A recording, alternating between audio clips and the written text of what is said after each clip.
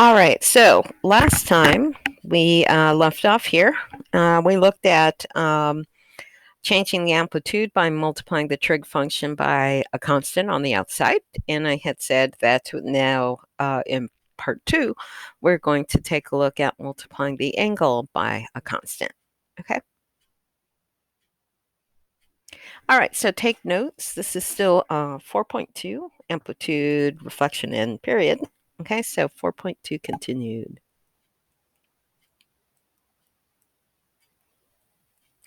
All right, so we saw how multiplying the trig function by k changed the amplitude in that first video. So here, the period, this changes when multiplying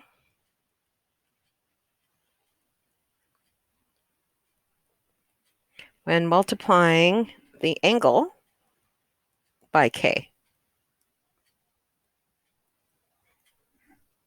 So when we have something like this, so instead of the k being out in front, now the k is over here, okay? And again, we're going to focus on just sine and cosine, but the same idea applies to all the trig functions, okay? So what happens here is instead of getting one cycle from 0 to 2 pi, that actually changes. And so our new endpoint would not be 2 pi, but it will be 2 pi divided by k. Okay, so so here we can divide 2 pi. This is our original endpoint by k to find the period with a new endpoint.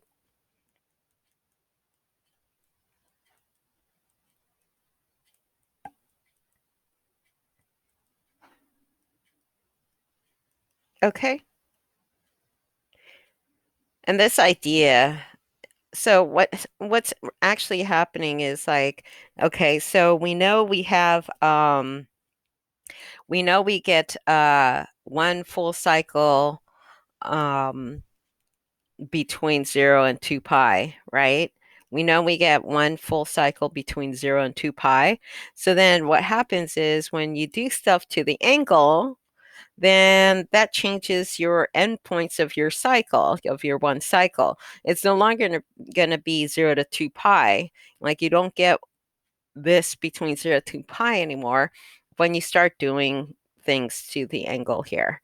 All right. And so when it says here, oh, just divide the 2 pi by k, setting it up like this is going to be helpful because when we start doing other things like adding something here, you would still set it up here like this to determine what your new endpoints are. Okay. So I would recommend doing it like this instead of just off the top of your head dividing 2 pi by k. Okay.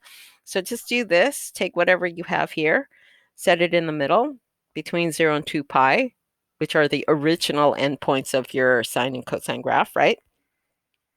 And then solve for x. And you solve for x by dividing everything, all three things, by k.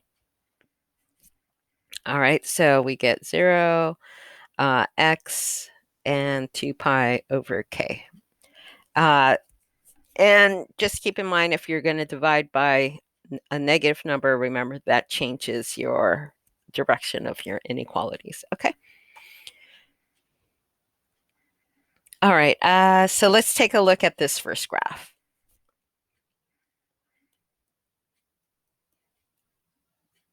So let's graph y equals sine 2x.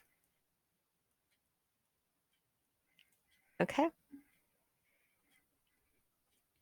So here I know that this is going to change my endpoints, right?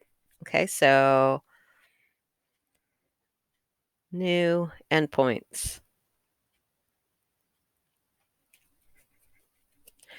So I'm going to take that 2x. I'm going to set that between my original endpoints, 0 and 2 pi, and I'm going to solve for x. And so to solve for x, I have to divide everything by 2. So I get 0, x, and pi. All right, so divide everything by 2 here. For those of you guys who want to see all the steps, I divided everything by 2 to solve for x. Okay. All right, so this is telling me that I'm going to get one sine wave, not from 0 to 2 pi anymore, but from 0 to pi. So it's like you have a higher frequency because now your sine wave is happening, one full sine wave is happening sooner than before, which was from 0, it took from 0 to 2 pi to finally get one wave. But now you're getting one wave from 0 to pi, which is sooner. Okay. Okay, so let's go ahead and graph this. Oops.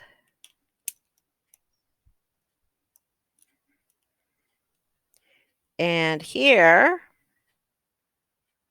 I don't have to do like original graph in purple because here, my endpoints just change. And that's the only thing that's different. Okay, so instead of saying 0 to 2 pi, I don't do that anymore because I have new endpoints. So it's really from 0 to pi now. Okay, and but everything else stays the same. So my max is still 1, my min is still -1. Okay, and my points are still the same. So I still have 0 on the endpoints and halfway in between. It's just that those endpoints and halfway in between is new. Okay. And then halfway between here and here, I still have 1. And halfway between here and here, I still have -1. Okay. So this here would be my graph. So you might be going, okay, so I don't see the difference. You don't see the difference because the difference lies here where you have one sine wave. You have one sine wave now between 0 and pi instead of 0 and 2 pi. And so you don't see the difference because I'm graphing this on the backdrop of 0 to pi. If I graphed it, because you're used to seeing it from 0 to 2 pi, right? So here, let me graph them together so you can see the difference, just in case you're like, okay, I don't see the difference. Okay, so here, your original graph here, and I'll do it in purple, just so you can see it. You don't have to do all of this in order to graph this. This is good enough. This is where you stop. Okay, but let me just show you in case you're like, okay, that looks exactly like the same thing. It does because, like I said, I'm graphing this on the backdrop of 0 to 2 pi. I mean 0 to pi. So normally we graph y equals sine x, and I'll do it like this. Y equals sine x in purple, and that is usually like this. From 0 to 2 pi, halfway in between we have that, halfway between we have that, right? So that's why you're like, oh, it looks exactly the same. It looks exactly the same because I don't have 2 pi. If I put 2 pi on this graph over here, then you could see the difference. Okay, let me graph this one here now. This one says, oh, I'm going to get this wave from 0 to pi.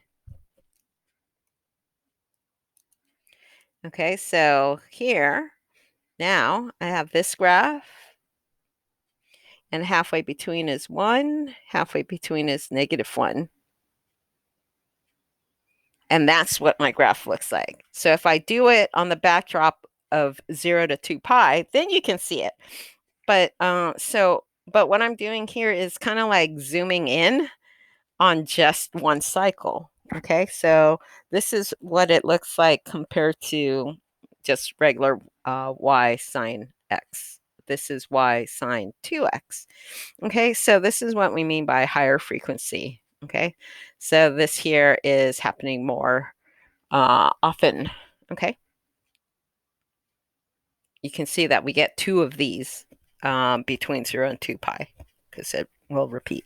Okay, whereas the original graph, we only get one sine wave. Okay, but again, you don't need to do all of this. You just have to do this.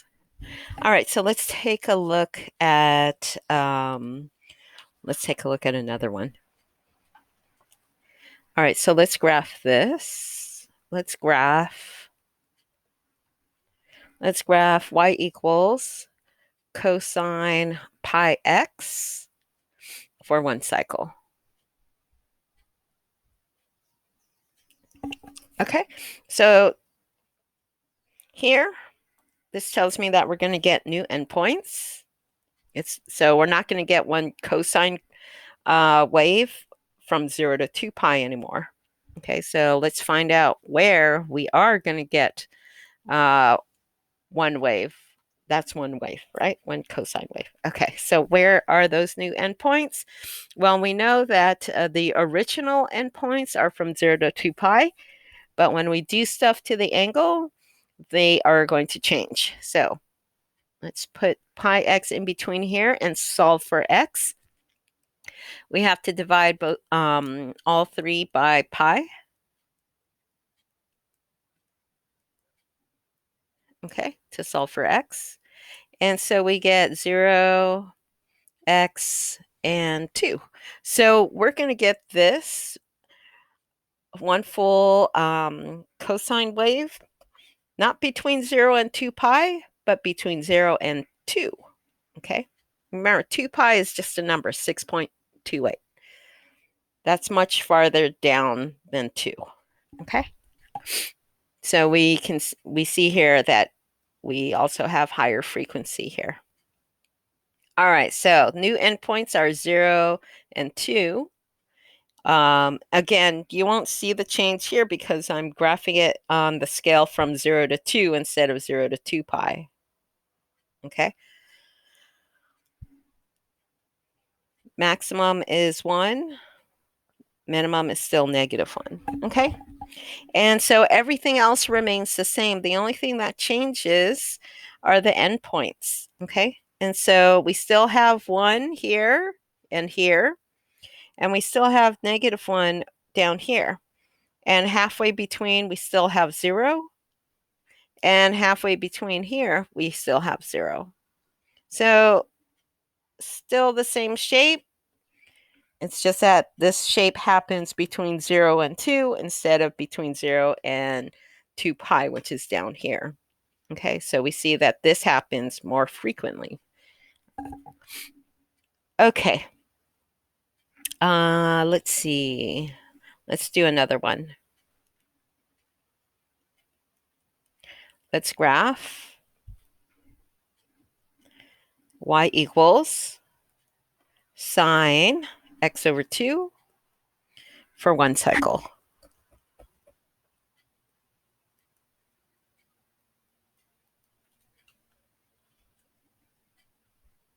All right, so again, we're messing with the angle here, so we're going to get new endpoints. Okay, so our original cycle goes from 0 to 2 pi. So now our new cycle will go from, we need to multiply everything by 2. So I get 0, x, 2 times 2 is 4. Okay, so this is definitely going to be lower frequency because now instead of getting one cycle, one sine wave from 0 to 2 pi, now it takes longer. It takes us from 0 to 4 pi to get one sine wave. Okay, so lower frequency.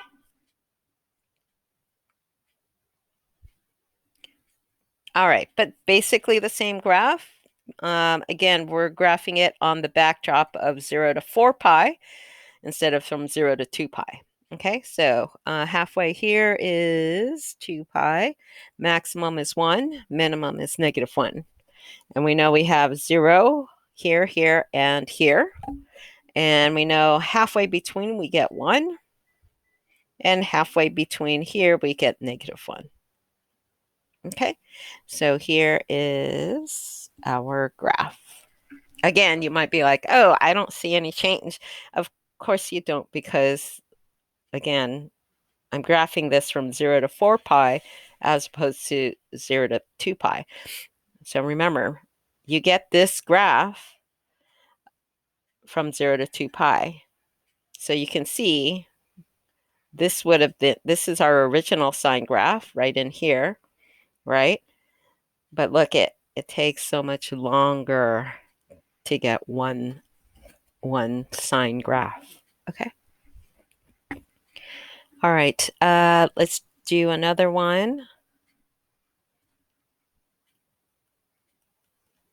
Let's graph. Maybe you try this one. Okay. Try this one. Graph y equals cosine 3x for one cycle.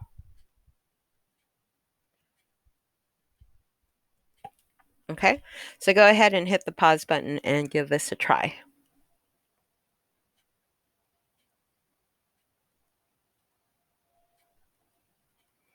Okay, so we get new endpoints. Normally our endpoints are 0 to 2 pi, but since we're messing with the angle, we're going to solve for x. Divide everything by 3, so we get 2 pi over 3. Okay, so here, so that means we get one full cycle from 0 to 2 pi over 3 instead of 0 to 2 pi. So we get one cosine wave sooner, right? So this is higher frequency. It happens more frequently than the original.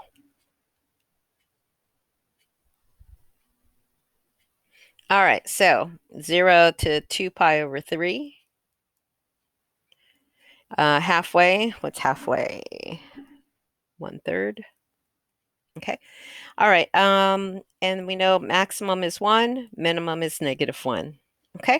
And we know that we have 0 on the end, I mean, not 0, 1 on the endpoints, -1 in the middle. And then halfway between, we have 0. And halfway between here, we have 0. Okay. So this is the graph that you should have gotten. Okay. All right. Try this one. Try one with sine.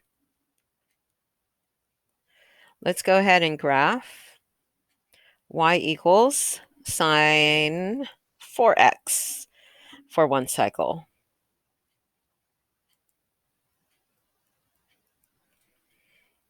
Okay, so again, you're messing with the angle, so you're going to get new endpoints. All right, so instead of your endpoints being 0 to 2 pi, we have 4x here. So we're going to go ahead and solve for x. So we have to divide everything by 4. 2 over 4 is 1/2. All right, so here we get one entire sine wave between 0 and pi over 2 instead of from 0 to 2 pi. So higher frequency because we're getting one sine wave much sooner than the original. Okay. All right, so the graph is now going to go from 0 to pi over 2 instead of 0 to 2 pi. Halfway, what is that? 1/4. Okay. And the max is still 1. The minimum is -1. Okay. And we still have 0 here, here, and here. Halfway between we have +1. Halfway between we have -1. Okay. So this is the graph that you should have gotten. All right. You want to try one more? Let's try one more. Okay. So let's go ahead and try this one. Graph y equals sine 1/2 x for one cycle. Okay. So again, you're messing with the angle. So we're going to get new endpoints. So instead of having one cycle from 0 to 2 pi, we need to solve for this. So we need to multiply this time. Multiply everything by 2. And we get x here and 4 pi. So here, this is a lower frequency. So it takes us much longer to get one sine wave. Instead of getting us one sine wave from 0 to 2 pi, we have to wait till we get to 4 pi to get one sine wave, okay? All right, so let's go ahead and graph this. So we're going to get the same sine wave, but we're going to get it from 0, not to 2 pi, but 4 pi. Halfway between, that's going to be 2 pi. And our max is still 1. Our minimum is still -1. And we still have 0 here, 0 here, 0 here, 1 up here, and -1 down here. And that's the graph you should get. Okay. All right. So that is pretty much it when you have your angle multiplied by a constant.